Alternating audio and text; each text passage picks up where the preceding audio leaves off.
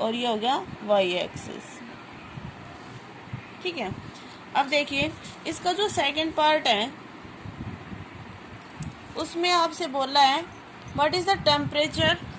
इसका जो B part है उसमें कहा है what is the temperature in Fahrenheit. Temperature Fahrenheit में क्या होगा, if the temperature is 30 degree Celsius. अगर टेम्परेचर 30 डिग्री सेल्सियस है मतलब सी कितना दे रखा है आपको 30 डिग्री।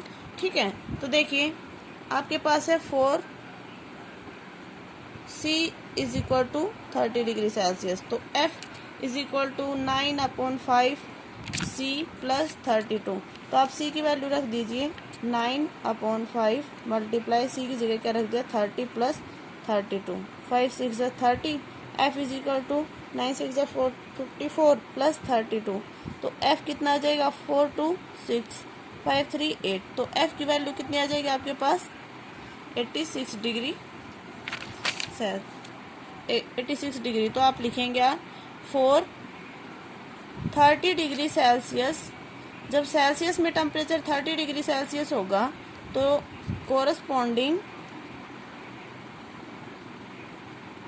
फारेनहाइट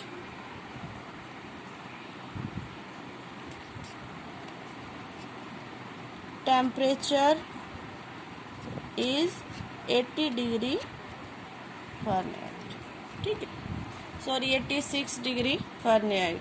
ठीक है, अब देखिए इसका जो सी पार्ट है उसमें आपसे कहा है what is the temperature in Celsius. Temperature Celsius में क्या होगा if the temperature is 95 degree Fahrenheit. अगर फारेनहाइट में 95 डिग्री है तो देखिए एफ इज इक्वल टू 95 है। ठीक है, तो एफ इज इक्वल टू आपके पास क्या था 9/5 सी प्लस 32। तो एफ की जगह 95 रख लीजिए is equal to 9/5 C plus 32। देखिए 32 इधर आके किसका हो जाएगा माइनस का, is equal to 9/5 multiply C. इसमें से इसको माइनस करेंगे 5 2 3 और 9 3 6।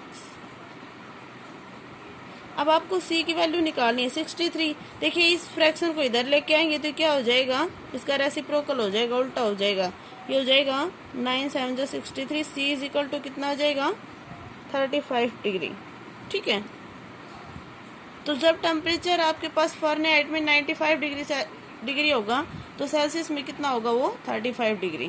ठीक है, उसके बाद देखिए डी में आपसे कहा है the temperature is 0 degree Celsius what is the temperature in Fahrenheit. जब टेम्परेचर 0 डिग्री सेल्सियस होगा तो फारेनहाइट में टेम्परेचर कितना होगा।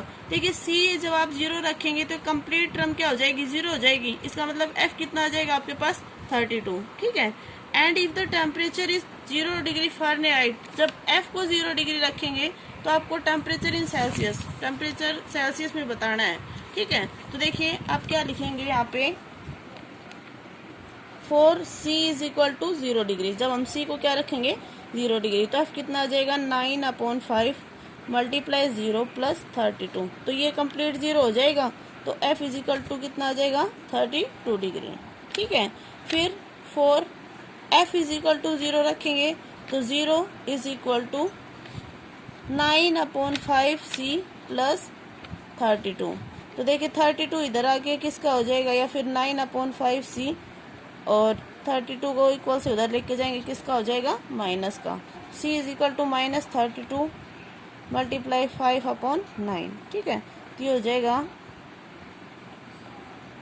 माइनस 70 सॉरी 5 2 10 और 5 3 15 और 1 16 माइनस 160/9।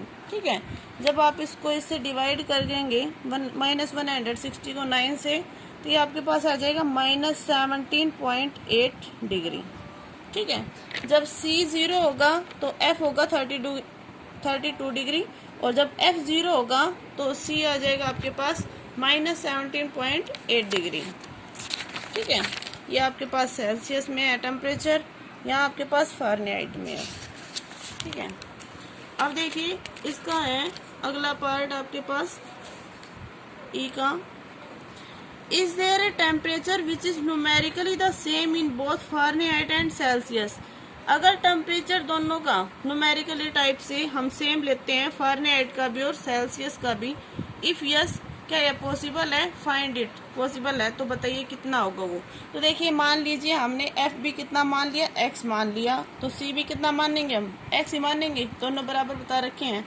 तो देखिए अब वैल्यू पुट कर दीजिए, आपके पास इक्वेशन थी F is equal to 9/5 + 32। F की जगह एक्स रख दिया, 9/5, सी की जगह भी क्या रख दिया, एक्स + 32। अब देखिए इसको इधर ले आएंगे, x minus 9/5x is equal to 32। इसका एलसीएम लिया 5, तो यहाँ हो जाएगा 5x माइनस का 9x इज इक्वल टू 32। अब माइनस के 9x में से 5x जाएगा तो क्या बचेगा, माइनस का 4x/5 is equal to 32। x क्या हो जाएगा 32, इसको इधर ले आएंगे 5/4, माइनस लग जाएगा 4 8 जा 32, तो x इज इक्वल टू कितना आ जाएगा, -40 डिग्री।